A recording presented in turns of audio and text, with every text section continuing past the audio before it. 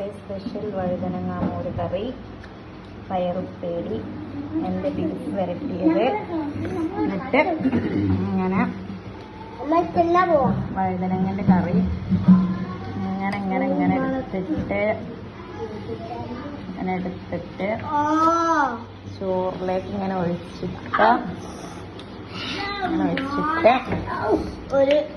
ഒരു പയറ്, ഒരു ബീഫൊക്കെ കണ്ടാണ്ട് ബീഫ് കണ്ടല്ലോ soft ആയിരിക്കണ.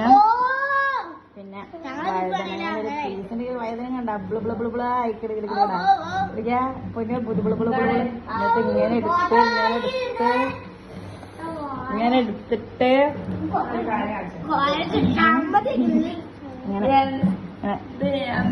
Front camera ആക്കട്ടെ. Front camera ആക്കാം. ഞാൻ തിന്നണ്ട.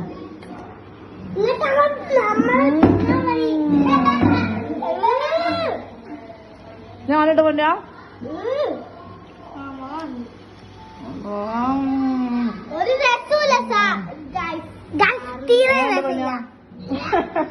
പൊടിയിട്ടൊക്കെ